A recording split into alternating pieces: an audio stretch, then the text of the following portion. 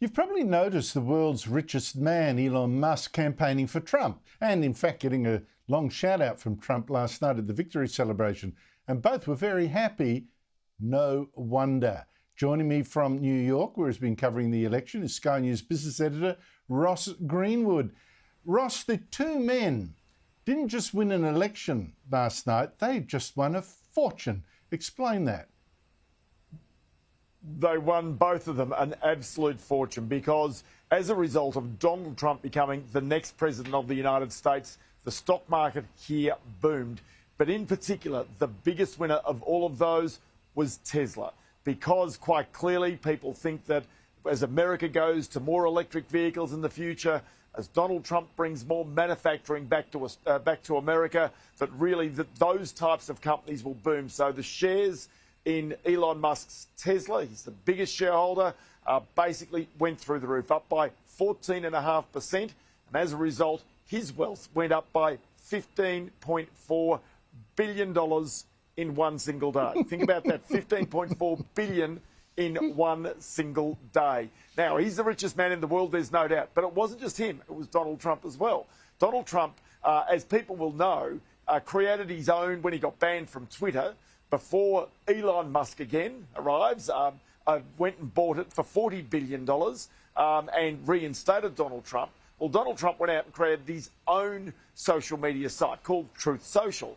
Now, that lives in a company which is listed on the New York Stock Exchange, or NASDAQ, which is called Trump Media and Technology.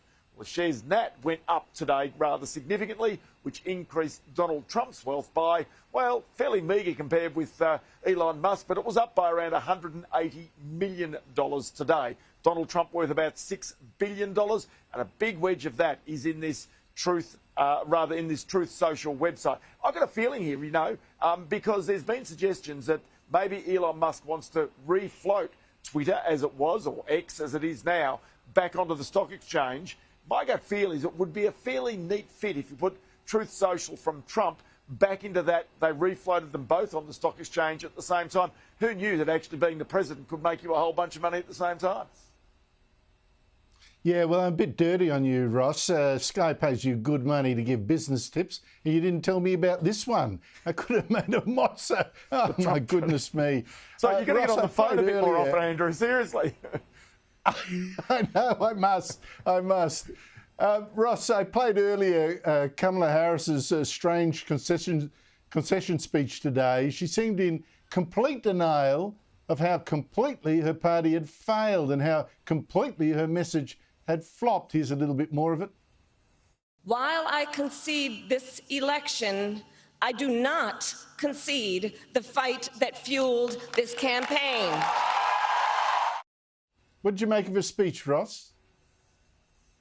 Yeah, look, I must admit that it got to me that it just showed how far Kamala Harris was out of touch. She might have been in touch with the elite of the Democrat Party, that really in many ways they were pandering to. But as we've been speaking to people, even here in New York, those people were very conscious of the cost of living.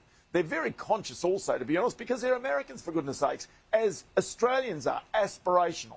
Trump was preaching something which was aspirational to them. In other words, get out there and work, get out there and set up businesses, and I will back you. That's what you want to hear from your government, not we will give you a handout from our morsels that we have got.